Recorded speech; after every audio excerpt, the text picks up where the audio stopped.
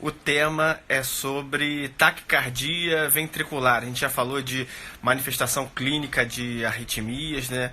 Não o que a gente vê no eletro, mas a manifestação clínica. A gente já falou de conduta na fibrilação atrial, a gente já falou do flutter atrial, a gente já falou bastante coisa, né, nos últimos dias. Se eu não me engano, hoje é a quarta ou a quinta live seguida.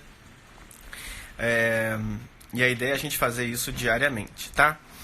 Então vamos lá. Então a galera tá chegando aí, a gente vai conversando. A taquicardia ventricular é um diagnóstico que ele tem uma série de manifestações, inclusive na conduta também. A gente vai falar um pouquinho sobre isso mais tarde, tá? De uma forma geral, eu gostaria que você gravasse assim: taquicardia com QRS largo, até se prove o contrário, é taquicardia ventricular. Ponto final. É a forma rápida e fácil de saber o que é TV. Então, TV é o quê? É uma taquicardia, nem toda taquicardia é taquicardia ventricular, que a gente chama de TV. Mas, o QRS é largo? O QRS é largo. Se o QRS é largo e tem uma taquicardia, a chance de ser TV é muito alta. 80% das taquicardias com complexo QRS largo são TV, tá? Existem diversos outros diagnósticos diferenciais. Mas, existem vários tipos de taquicardia ventricular, a gente vai falar também. Mas, de uma forma geral, a conduta para taquicardia ventricular ou para qualquer taquicardia que haja instabilidade hemodinâmica, seja hipotensão, dor torácica, dessaturação, baixo débito cerebral, síncope, qualquer sinal de hipotensão, de instabilidade hemodinâmica, taquicardia com instabilidade, a conduta é o quê? Choque. Você vai chocar o paciente, tá? Esse choque vai ser ou desfibrilação ou cardioversão, tá? A gente até falou uma live já sobre isso, a diferença de cardioversão para desfibrilação. Então, a taquicardia ela pode ser estável ou instável. Estável é o que? O paciente tem pulso e ele não tem esses sinais que a gente falou, tá? Se for assim, você tem duas hipóteses de tratamento na taquicardia ventricular. Ou você vai fazer cardioversão química ou cardioversão elétrica, se o paciente estiver estável hemodinamicamente, que é se ele não tiver dor torácica, se ele não tiver hipotensão, se ele não tiver edema agudo de pulmão, se ele não tiver sinais de instabilidade, é porque ele está estável. Portanto, taquicardia ventricular com estabilidade hemodinâmica, a conduta é ou choque ou cardioversão química. Por exemplo, amiodarona. Você vai dar amiodarona, vai fazer o ataque, a manutenção de amiodarona, você vai reverter a taquicardia ventricular, tá? Agora, se tiver instável, a conduta é choque. Quanto, doutor? 200 joules. Sempre, sempre. É difícil falar sempre na medicina. Sempre, tá? Beleza.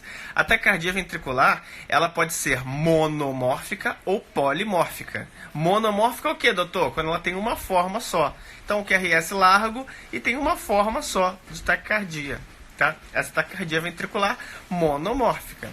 E a polimórfica?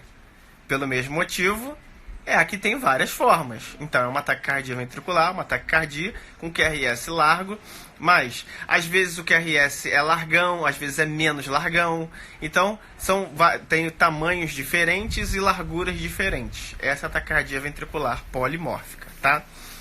E ela pode ser sustentada ou não sustentada. Sustentada é o que, doutor? Quando ela dura mais do que 30 segundos ou quando ela é associada à instabilidade hemodinâmica. Então, assim, ó, uma taquicardia pode ser assim, ó, taquicardia ventricular monomórfica sustentada, TVMS. Ou então, taquicardia ventricular polimórfica não sustentada. E a questão de ser sustentada não é só uma questão temporal. Pode ser também uma questão relacionada a sintomas, que a gente disse, tá? Então, ó, se for uma taquicardia ventricular monomórfica sustentada, o sustentado pode ser porque ela durou mais do que 30 segundos, ou sustentado pode ser porque ela teve dor torácica. Doutor, e se for 3 batimentos só? já é taquicardia ventricular monomórfica. Se foi tudo igualzinho. 3 batimentos e o cara refere dor torácica, mesmo durando meio segundo, eu posso falar que é sustentada? Se for associada a sintomas, sim. Ok? Então, ser sustentada não necessariamente é só uma questão temporal. Também é relacionado a haver sintomas, tá? Então, pode haver uma taquicardia ventricular monomórfica sustentada que dura 2 segundos e o cara teve edema agudo de pulmão, porque ficou esses 2. Então, eu digo que aquela taquicardia ventricular monomórfica é sustentada, apesar de ter durado apenas 2 segundos e não mais de 30, tá? Doutor, no eletro, tem como eu ver se ela é sustentada ou não? Sim, é só você ver um eletro que dure mais do que 30 segundos, tá? Porque o eletro que a gente roda, geralmente tem 10 a 15 segundos.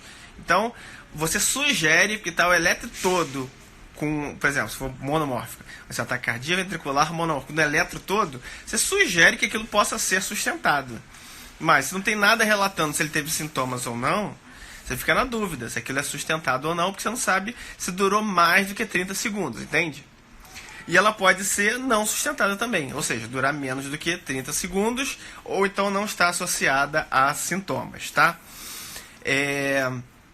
Existe uma taquicardia ventricular polimórfica que é sustentada, que é muito, que cai muito em prova, que é a torsade de Pointes. Se escreve torsades des Pointes.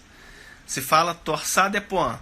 A torsade de Pointes é um tipo de taquicardia ventricular polimórfica, tá? E qual é a característica dela? A característica é que a causa da torsade de Pointes, desse tipo de taquicardia ventricular polimórfica, é haver, antes de haver a taquicardia, um intervalo QT longo. O intervalo do início da onda Q até o final da onda T, ele é longo, tá? E aí, quando você, por algum motivo, você aumenta mais ainda o QT, intervalo QT, seja por droga, seja por distúrbio bioquímico, seja por alguma alteração hemodinâmica, seja por qualquer motivo, se alargou, ou bradicardia, qualquer coisa que faça aumentar o intervalo QT, gera essa taquicardia quando o paciente tem o QT longo. Existe síndrome de QT longo congênito, que são síndromes genéticas, mas existem medicações que também geram aumento do QT. Aí vai alargando, chega uma hora que está tão grande, mas tão grande o QT, que aumenta a chance de fazer torsades, tá? E aí você tem que tomar cuidado. E aí o que você faz? Você tem que tratar. E aí as pessoas o que fazem? Ah, doutor, a arritmia, sempre a arritmia que a gente faz? A gente dá amiodarona, né? A amiodarona trata a arritmia. Sempre é assim, né, doutor? Você dá amiodarona e a maioria das arritmias você reverte. Aí na prova que você vai fazer, qualquer uma delas, aparece um eletro com uma taquicardia ventricular polimórfica, com um padrão de torsades, e ele fala, foi optado por tratamento medicamentoso. E houve reversão. A medicação que foi feita foi letra A, amiodarona. Todo mundo, pô, arritmia, não sei que arritmia é essa. Arritmia é igual a amiodarona. Bota lá na letra A, todo mundo, pô, acho que errei tudo. A única questão que eu acho que eu acertei era aquela lá da arritmia que eu botei amiodarona. E não pode você fazer a amiodarona na torsades. Por quê? Porque a amiodarona, o mecanismo de ação dela é você alarga o QT por conta do mecanismo de ação da amiodarona. Então, você alarga o QT num QT que já está alargado, ou seja, você faz a manutenção da arritmia. Então, uma taquicardia ventricular polimórfica, quando você faz a amiodarona, ela se transforma, porque alarga mais o QT, numa fibrilação ventricular, é o que a gente chama de degenera, uma taquicardia ventricular polimórfica, que é uma torsades, né? Degenera para fibrilação ventricular e a fibrilação ventricular para morte. Então, é uma medicação que é proscrita. Doutor, por que você está falando só da amiodarona? Eu sei que existem 1 milhão de medicações que alargam o QT. Exato. É porque na prova eles gostam de cobrar esse conceito com a amiodarona.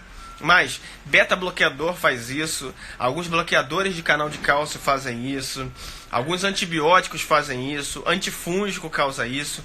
É 1 milhão de medicações. Tanto é assim que depois você entra em Torsades, Torsades, torsades.org.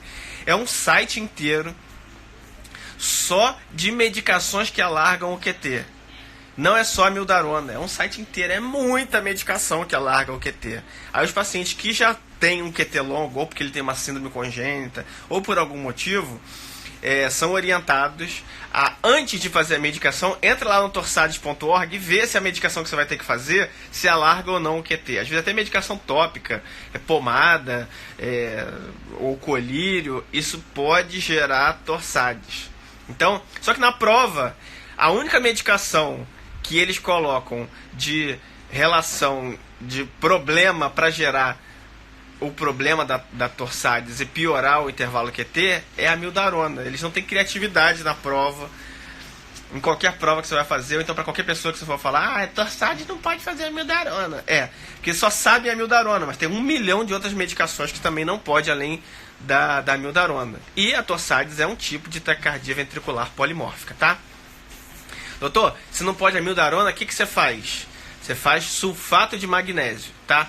2 a 4 gramas de magnésio em infusão imediata para o paciente. Isso no curto prazo, para tirar ele da arritmia. E a longo prazo, tem várias formas de você tratar pacientes que têm torsades. Uma delas é você dar beta-bloqueador para o paciente. Ué, doutor, mas beta-bloqueador não alarga o QT? E você implantar um marca-passo e aumentar a frequência do marca-passo. Por quê? Quando você bradicardiza o paciente, a bradicardia alarga o QT. A taquicardia encurta o QT. E o beta-bloqueador, ele reduz mortalidade a longo prazo para pacientes com torsade de Poin. Já fizeram estudo e viram isso. Só que o problema é que pacientes que têm torsade de Poin, quando você dá beta-bloqueador, alarga mais ainda o QT. Então é meio que paradoxal. Você dá o beta-bloqueador por conta do efeito, que a gente chama de efeito pleiotrópico, do beta-bloqueador, que vai fazer reduzir a mortalidade a longo prazo, por conta da medicação, mas o efeito da medicação bradicardiza e gera torsades. Isso é ruim para o paciente. Aí o que você faz? Implanta um marca-passo e deixa a frequência do marca-passo, bota de 100 batimentos por minuto. Ou seja, o marca-passo vai ficar estimulando 100%. E apesar de você estar dando uma medicação que reduz a frequência cardíaca, o marca-passo não vai deixar reduzir a frequência cardíaca. Porque quando a frequência do coração do paciente começar a ficar mais baixinha, o marca-passo entra. Então o marca-passo sempre vai ficar estimulando. Então o intervalo QT não vai reduzir, tá certo? Porque reduziria, porque iria bradicardizar e iria alargar o QT. Como você botou um marca-passo no paciente e você botou uma frequência mais alta, o que acontece é que o QT fica curtinho. Então, você tem o benefício da redução da mortalidade por conta do beta-bloqueador e o benefício do marca-passo de não deixar encurtar o QT. Legal isso, né? Isso geralmente o pessoal não fala. Então, para tratamento agudo, você faz sulfato de magnésio. E a longo prazo, bota o marca-passo e dá beta-bloqueador para o paciente, sabendo que o beta-bloqueador pode alargar o QT, mas o marca-passo ele vai taquicardizar o paciente, você vai botar uma demanda nele no marca-passo com uma frequência mais alta. Esse é um tipo de taquicardia ventricular polimórfica, tá? E existem, então, taquicardias ventriculares monomórficas, polimórficas, sustentadas ou não sustentadas, tá? A taquicardia ventricular, qualquer uma delas, seja monomórfica ou polimórfica, sem pulso, TV sem pulso, é um dos ritmos chocáveis na parada cardíaca. Os que terminam em V, TV e FV são ritmos chocáveis, tá? Todos os outros ritmos não são chocáveis. Os únicos ritmos chocáveis na parada cardíaca são TV ou FV. Só que não é qualquer tipo de TV na parada cardíaca, né? Porque se o paciente está parado, ele não tem pulso. Então tem que ser TV sem pulso. A FV sempre ele não vai ter pulso. Então não preciso especificar que é uma fibrilação ventricular sem pulso. Fibrilação ventricular, sempre o paciente está sem pulso. Então não precisa especificar que ela é sem pulso. Agora, a taquicardia ventricular sempre eu tenho que analisar se o paciente tem ou não pulso, porque pode haver taquicardia ventricular com pulso ou taquicardia ventricular sem pulso. Se ele estiver sem pulso, ele está instável hemodinamicamente. E lembra que eu falei? Se o paciente com qualquer taquiarritmia estiver instável, o que eu faço? Choque. Só que se ele estiver parado, eu desfibrilo o paciente. E se ele tiver pulso, eu cardioverto o paciente, tá? É diferente. Combinado? Bom, então, falamos da classificação de taquicardias ventriculares, falamos dos subtipos, falamos de uma especificidade da taquicardia ventricular polimórfica, que é a torsade de Pointes. Falamos de tratamento, falamos de abordagem, falamos de tratamento a curto prazo, a longo prazo. Olha quanta coisa legal que a gente falou aqui. Tá bom, gente? Então, amanhã a gente vai fazer uma outra live, 12h22, e aí depois vocês mandam aí o que vocês estão achando e mandem sugestões também, o que vocês querem que a gente vá falando, tá? A gente está preparando várias coisas legais, inclusive no site, no meu site, então entra lá, www.drtiagobarros.com.br, tem várias coisas legais que a gente está botando. Tem o Instagram, e aí a gente vai começar a postar mais eletros também. E estamos produzindo. Então, vamos com tudo. Então tá, gente, um grande abraço a todos e um bom domingo. Fique com Deus. Tchau, tchau.